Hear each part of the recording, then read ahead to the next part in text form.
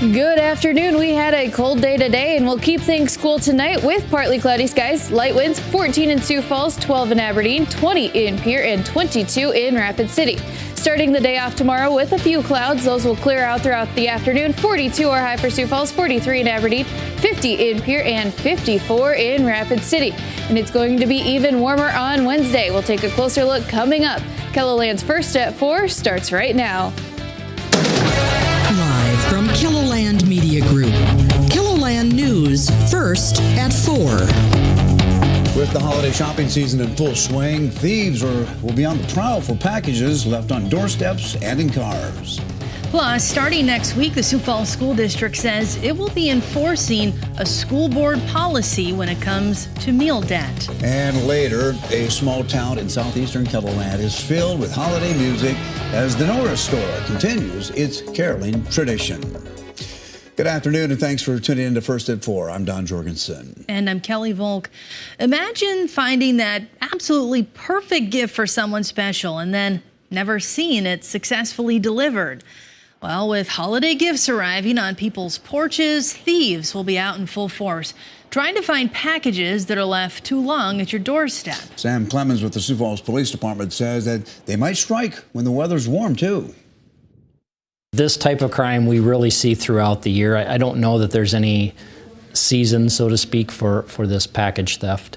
Coming up on KELOLAND News at 5, Dan Santello will bring us some tips on how you can stay a step or two ahead of the porch pirate and make sure all of your gifts arrive safely. The Washington Pavilion in Sioux Falls has sold more than 10,000 tickets for its upcoming Broadway show, Aladdin. If you're attending any of the 6 shows, you'll want to get to the pavilion a little early. We also are doing bag checks. So Aladdin is a significant production, and so because of that, there's some additional security precautions, and so come early, but you can also, again, get your drink, enjoy the Christmas trees. And DeGraff says that they are projecting Aladdin to be their highest grossing show ever featured at the pavilion. Coming up at 10, Renee Ortiz will check out the production that goes into putting on this show for several nights. I think I'm still recovering from being out in that wind earlier today. Oh, I thought you were going to say something about eating all that turkey. No, it's cold and windy out. Yeah, it sounds like it's going to warm up a little bit, though, huh, Megan? That is right, Don and Kelly. The wind dies down and our temperatures are going to warm up in the next couple of days. Right now, we have a few clouds moving into Sioux Falls. We're sitting at 27 degrees. That northwest wind is still blowing at 22 miles an hour with a few higher wind gusts. We have some snowflakes coming down in Aberdeen, where we could see a dusting of snow throughout the evening. Also at 27 degrees, northwest winds at 7 miles an hour. We have 30 right now in Yankton, 20 in Brookings, 21 in Sisseton, 36 in Mobridge, 41 in Phillip, and the warm spot at 42 degrees in Rapid City. And our winds are out of the northwest right now at 10 to 20 miles an hour. And like I mentioned, we could see some higher wind gusts in southeastern KELOLAND, but those will die down as we head through the afternoon and into this evening.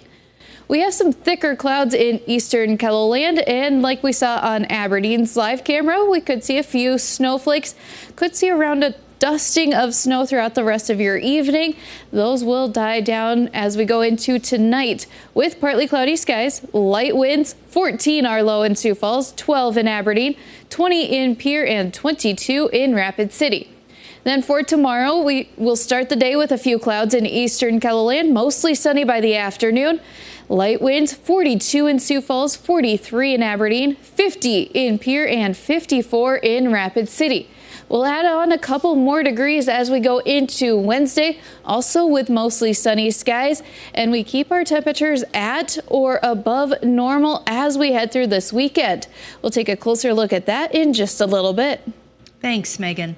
Happening this week, a jury trial is underway for a spearfish man accused of murdering his wife. 35-year-old Drew Rogers is accused of shooting and killing Destiny Rogers at their home in January of 2022. He's charged with first-degree murder along with several drug and weapons charges. Rogers pleaded not guilty. The prosecution is not seeking the death penalty in the case. The trial is expected to last about 2 weeks. A Hurley farmer with a long history of harassing women admits to having sexual contact with a Freeman woman without consent. This morning, 70-year-old Greg Farrar entered a guilty plea, and other charges against him were dropped. In August, Greg Farrar asked the victim if her house was for sale and then started groping and kissing her until she pushed him outside. Farrar has a history of stalking and harassing women. He was first convicted in 1998. In this latest case, he is scheduled to be sentenced on December 11th. An attorney for Derek Chauvin, the former Minneapolis police officer who murdered George Floyd, said that Chauvin's family has been kept in the dark after he was stabbed in prison.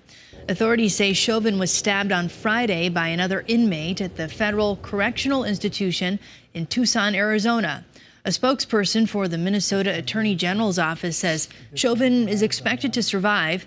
His family and attorneys say they haven't been able to obtain information about the attack from the Bureau of Prisons. Concerns have been raised for years that federal prison officials provide little to no information to the loved ones of incarcerated people who are seriously injured or ill.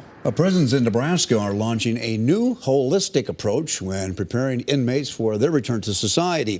The 3-year initiative focuses on things like healthy thinking, positive relationships, and meaningful work. The preliminary work has focused on training dozens of inmates as peers who will then help run the classes for the fellow inmates along with prison staff. Currently, about 28% of Nebraska inmates return to prison within 3 years.